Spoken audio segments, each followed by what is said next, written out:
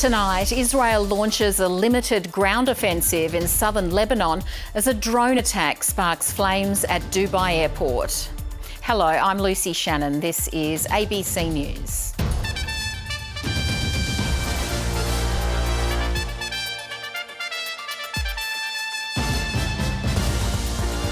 Also tonight, Australians warned of potential widespread fuel rationing. Police investigate the destruction of duck hunting shelters in Tasmania. The Danish royals continue their tour south on their way to Tasmania. And hit by a hot air balloon, but far from deflated, the kayakers who've become an online sensation.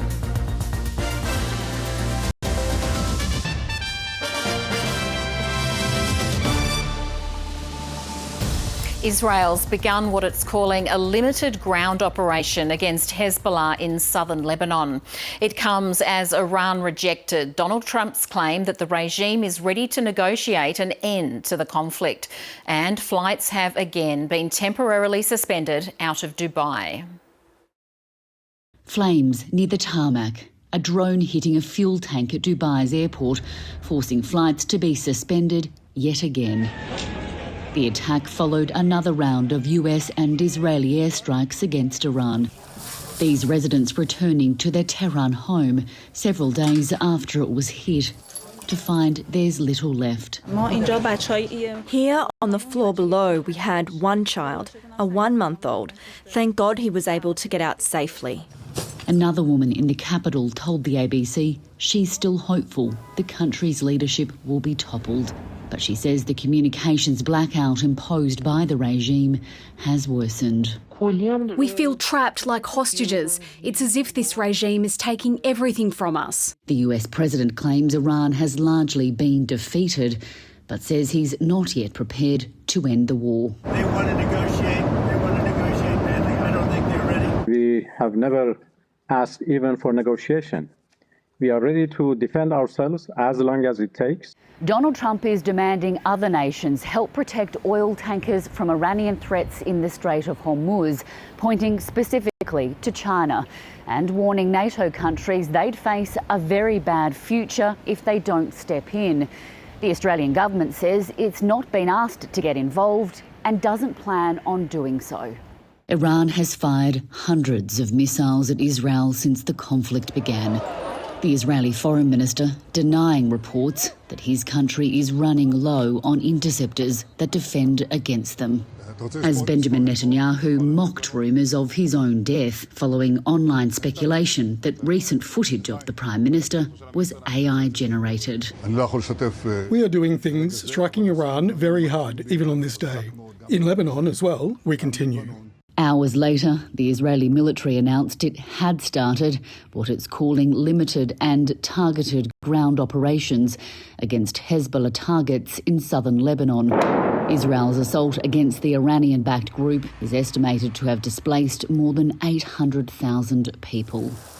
With shelters full and storms setting in, this family of 7 is taking cover in a truck. We're putting tarp over it because we're soaked with water. I just want shelter for me and the children. Trying to protect the youngest victims of war. Catherine Diss, ABC News, Jerusalem.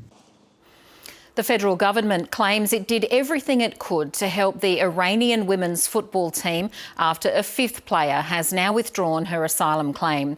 Campaigners say they fear for their safety when they get home, and the opposition has criticised the Home Affairs Minister for the publicity surrounding the story. Atife Moradi knows the Iranian regime's playbook well. She played for her home country's national league before moving to Australia, and says her every move was tightly controlled. All the time they are telling you to keep your hijab on, roll your sleeves down, don't do makeup.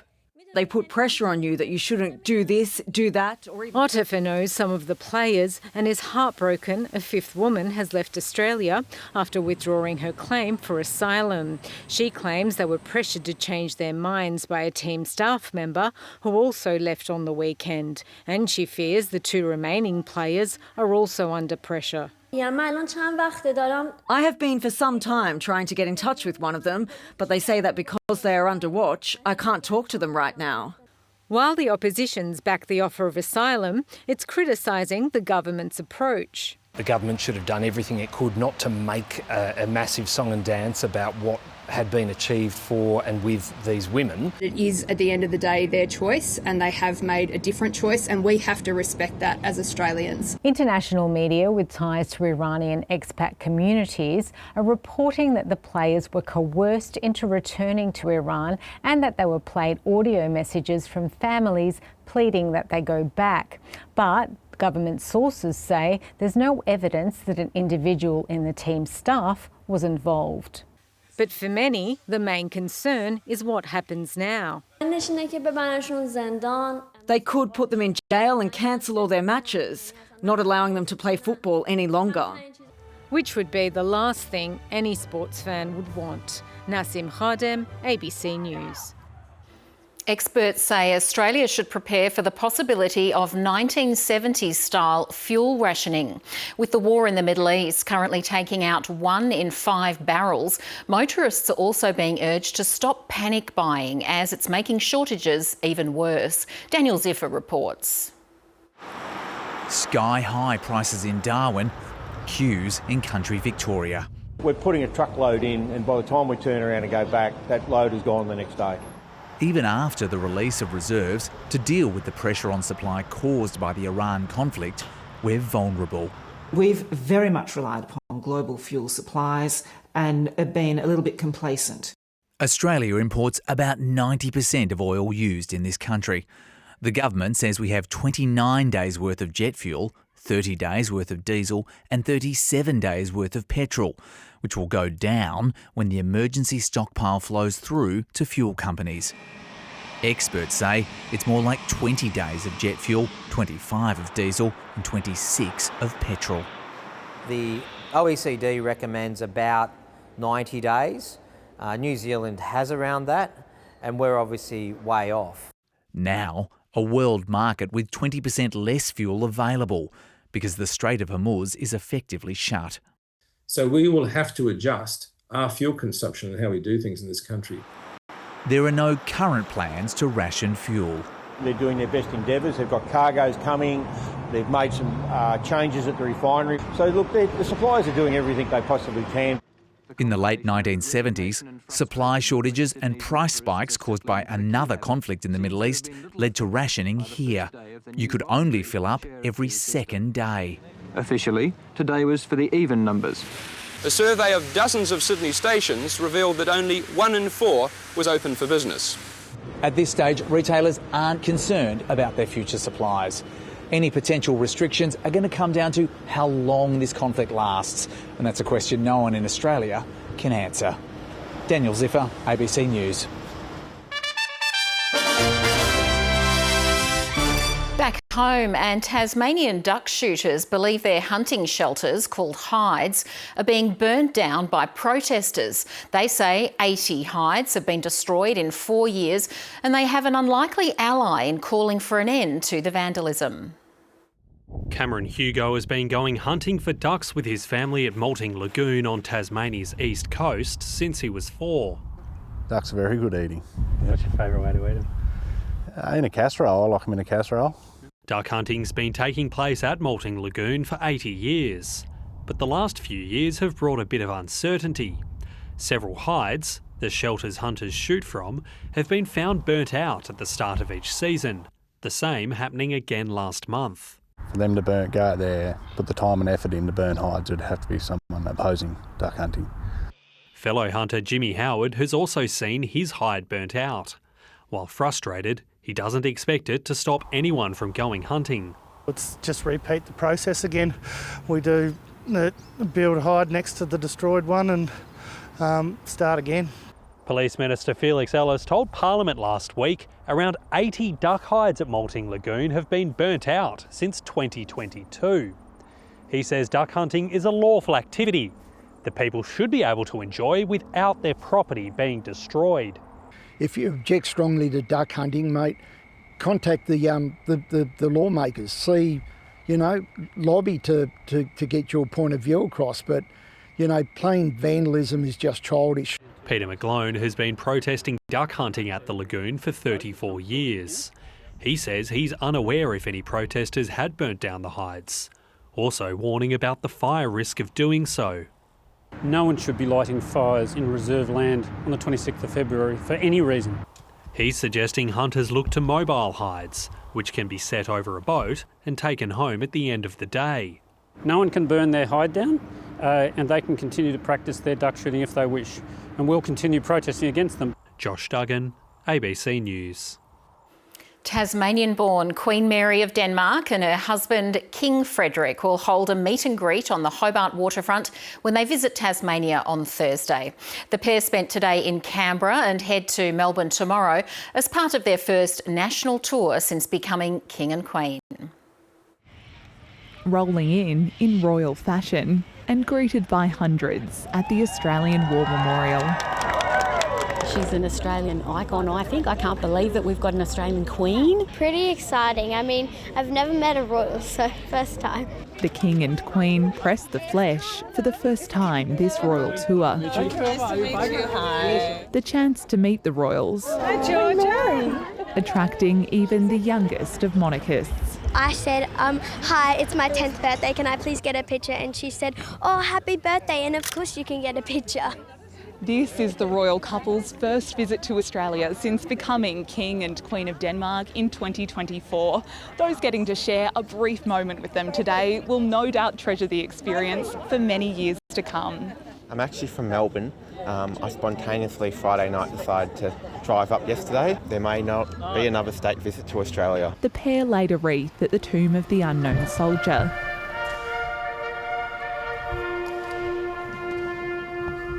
And left poppies for two airmen killed in action over Denmark during the Second World War. Then it was down to business at Parliament House.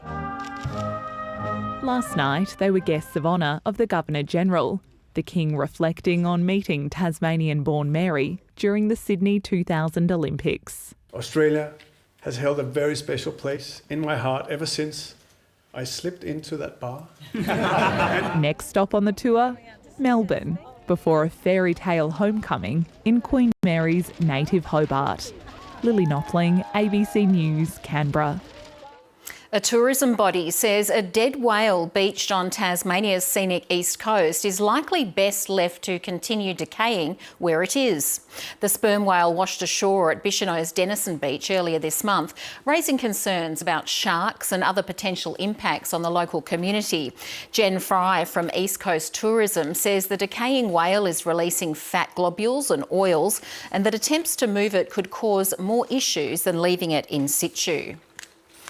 Despite early warning signs of a harmful toxin, the South Australian government took months to update its public health advice on the state's devastating algal bloom. It's now 1 year since the bloom began spreading along the coast, making it one of the nation's worst marine disasters. Here's Four Corners reporter Angus Grigg. It was one of the first signs of environmental catastrophe. See, that's what a dead oyster looks like. Steve Bowley's South Australian oyster operation was forced to close for 8 months last year because of a toxic algal bloom.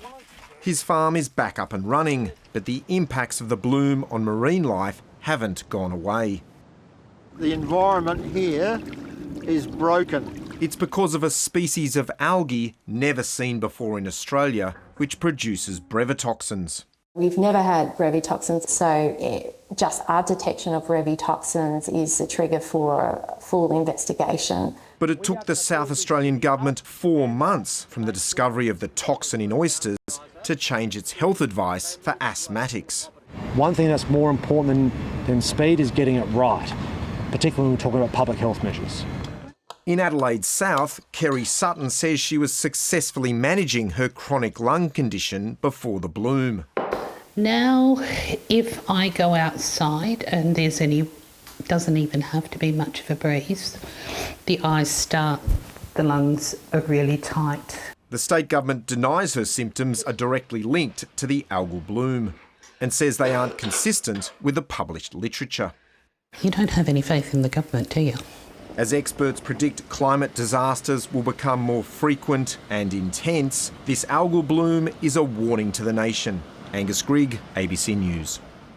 The Royal Commission into Anti-Semitism has been asked to investigate the AFL after references to the Jewish community were taken out of a pre-game tribute to the victims of the Bondi terror attack. Sydney Swans Chief Executive Matthew Pavlich led the tribute to victims, referencing families, first responders and hero Ahmed Al-Ahmed, but the Jewish community wasn't mentioned. On the weekend, AFL Chief Executive Andrew Dillon said he didn't know why the script was changed. The Swans have apologised and taken responsibility for removing all references to the Jewish community from the script.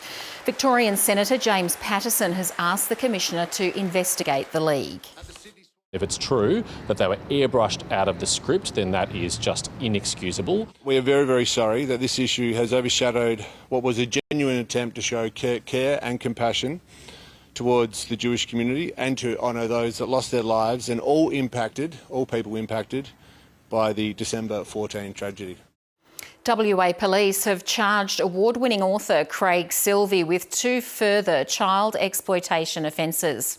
Mr Silvey was already facing 2 counts of distributing and possessing child exploitation material. The 43-year-old has now been charged with another count of possession as well as a new charge of producing child exploitation material. The Jasper Jones author briefly appeared in Fremantle Magistrates Court where his strict bail conditions were continued. To finance now, and the local share market fell again today as anxiety, but not panic, continued to grip global investors. Here's Alan Kohler. The ASX All Ordinaries Index has fallen 6.8% since February the 27th, the day before the United States and Israel attacked Iran. So not yet a correction, which would be 10%. But it's probably fair to say that investors have their fingers poised over the sell button, with their eyes and ears glued to the Straits of Hormuz. Today's action was a bit like most days in the past couple of weeks. Energy stocks up, miners down, and today retailers caught a bid as well. But I think we can also say that investors are still pretty confident the war and the closure of the Persian Gulf won't last very long. This graph compares this energy shock with previous ones in terms of supply disrupted, not price. Last week, the International Energy Agency said this one is the worst in history. And this graph is what the IEA was talking about. But markets are not acting like it is. Also, this shutdown is about far more than oil and gas. It involves about half the seaborne trade in sulphur, more than 1/3 of the methanol, urea and fertiliser, and 1/5 of the phosphate and ammonia.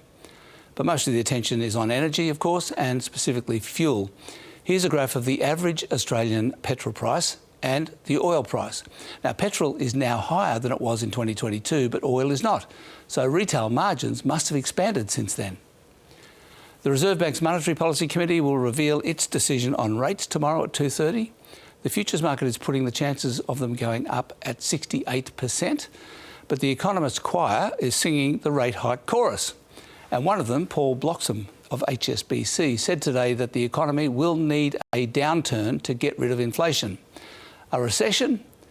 Time will tell, he said. The Aussie dollar crept a bit higher in anticipation of a rate hike.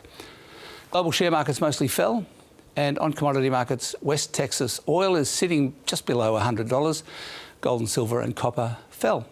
And that's finance. Australia's Hollywood hopefuls have walked away from the Academy Awards empty-handed. Rose Byrne and Jacob Elordi both missing out on the Golden Statue. Action thriller One Battle After Another took home a swag of awards, while another favourite was snubbed entirely. A red carpet awash with Aussies, familiar faces and some of Hollywood's freshest. The Academy Awards, an opportunity for La La Land to celebrate. Not because we think all is well, but because we work and hope for better. And make a statement or two. No to war and free Palestine. Brisbane's own Jacob Elordi was nominated for the first time, but he missed out to One Battle After Another's Sean Penn. Sean Penn couldn't be here this evening, or didn't want to. His work in Frankenstein, though, didn't go unnoticed, the film picking up 3 statues. My mate Jacob Elordi, who sat for 400 hours in the makeup chair during filming. It was then one Oscar after another. One battle after another. One battle after another. Sweeping 6 awards from 13 nominations, including Best Picture. The Oscar goes to one battle after another. And for the first time in the Academy's history, casting. Cassandra Kulakunda. Hamnet's Jessie Buckley beat Rose Byrne for lead actress. This is... While Sinner's Michael B. Jordan took home the gong for lead actor. I stand here because of the people that came before me. Sports drama Marty Supreme was snubbed, the team leaving empty-handed. K-pop Demon Hunters made history with its original song. Growing up, people made fun of me liking K-pop, but now everyone's singing our song. While some of the big screen's most beloved were memorialised in an emotional tribute. What fun we had storming the castle. A night appreciating the arts and the escape it provides. Melissa McKay, ABC News. Coming up on 7:30, the massive data centres moving into the suburbs. This is just looming over us 24 hours a day. It's just so imposing in every single way. This will be one of the largest standalone sites in the country, more than 225 megawatts of IT power here. They're relatively small as a user of power relative to other users. Also, I'll be talking to Energy Minister Chris Bowen about the latest on Australia's fuel challenges. That's coming up. To sport, and the Matildas are remaining tight-lipped about their lineup for tomorrow night's Asian Cup semi-final against China at Perth Stadium. Australia's coach says two of the side's stars have passed concussion tests and are pushing to return after missing the Matildas' quarter-final victory. The final preparations before the battle for a spot in the Asian Cup final. In a sight sure to please Matildas fans, Hayley Rasso and Steph Catley joined their teammates at training after missing the quarter-final with concussion-related issues. But it remains to be seen whether they'll feature in the semi-final against China. They've cleared all the relative protocols and are in the squad for tomorrow night. Yep. What sort of chance are they of playing? Wait and see. As well as the rare chance to qualify for a major final on home soil, Tuesday night could also see a major personal milestone. If she plays, Emily Van Egmond will overtake Claire Polkinghorne for the most appearances for Australia for the men's or women's team. A lot of the girls who are here today in the squad have been a part of my career since the start, so it's obviously really special. But again, for me, I think what will cap off the night will be getting that win. I said to her the other day, I think you're one of Australia's most talented footballers, and I still believe that. In Australia's way is a China team that has won every game and conceded just one goal at this tournament and is coached by a familiar face, former Matildas coach Ante Milicic. Had great memories from my time there, but ultimately now I'm enjoying this journey now with China. It's been so enjoyable for me. I'm a better coach, better person. The players look set to face hot conditions with the forecast temperature in the low 30s for kick-off. Blake Kagi, ABC News. In Formula One, McLaren is desperately trying to work out what caused the mechanical disaster at the Shanghai Grand Prix. It's launched an investigation into two separate electrical faults that meant Oscar Piastri and Lando Norris failed to make it to the start line. Oscar Piastri's season has gone from bad to horrible. It just couldn't get any worse at the start of the season for Oscar Piastri. This was meant to be a story of redemption for the Melburnian after he crashed before the start of his home Grand Prix. Now his 2026 title hopes are in tatters. It was an electrical problem on the power unit, different to Lando's, so yeah, just very unfortunate. McLaren is urgently seeking answers from engine supplier Mercedes as to how two separate issues stopped Piastri and Lando Norris from starting the race. Of course, frustrating to come such a long way, put in a lot of effort, not just me, but the whole team, and not even start a race. It seems to be like an extremely unfortunate coincidence of two different problems on the electrical side of the power unit appearing at the same time. I was surprised that there's two separate units bad enough that would stop two cars from running. It's been a chaotic start to the new F1 era, driven by new cars and new regulations. I don't think this will be the end of seeing failures for these power units. But there's hope the current mayhem is just a temporary bump in the road. As the season goes on, I expect these faults to get ironed out and for them to become less of a talking issue and for the excellent reliability that we're used to seeing Formula One cars operate with to return. Piastri has another chance to start anew at the Japanese Grand Prix in 2 weeks. Tom Maddox, ABC News. Sydney star Errol Goulden will miss most of the AFL season in a major blow to the Swans' premiership ambitions. The midfielder dislocated his shoulder during Saturday night's win over Brisbane. He'll have surgery this week and is set to be sidelined for about 4 months. Isaac Heaney suffered hamstring tightness, although the severity of the injury is unclear. Meanwhile, Collingwood is challenging a one-match ban handed to veteran Scott Pendlebury for this high bump on Adelaide's Josh Worrell. It's Pendlebury's first suspension in his 427-game career. 2 kayakers whose close encounter with a hot air balloon has gone viral say they're not afraid to go back out on the water. While they weren't hurt, pilots say it's a reminder to stay out of the way of aircraft on land and on lakes. It's not every day you get knocked out of your kayak by a hot air balloon. Taking some selfies, and when we turn our back, we say like, "Ooh, some hot air balloon actually they're coming to us. This looks really nice." So we're really excited, saying, "Oh, it's gonna fly over here at the bus." We started paddling really fast, but in the end it was too slow anyway, too late. They're not the first basket case. Balloons and boats have had a few bingles on Lake Burley Griffin, but it's a big part of Canberra's balloon spectacular. While landing up in the lake is an accident, landing on it is often not. The Galbraith family are known for towing hangers-on and say it's not as easy as it looks. It's a real skill. So when you approach the lake, if the lake's glassy, you get a double image, and so you appear to be twice as far away from the bottom of the lake as what you are. Ballooning is like three-dimensional downwind sailing, and there's no brakes. We can see the boats that can't move fast or the paddlers that are a little bit slow, and you yell at them to move quick. A general rule is to stay to the left, right or behind a balloon, but not in front when it's trying to land, because there's also no steering. But for new and experienced pilots and paddlers, there's nothing like it. Third force, sups and paddling equipment. Even if you do get a bit wet. I don't know how can I explain to my wife. Said like, "Oh, I just go kayaking, got hit by hot air balloon."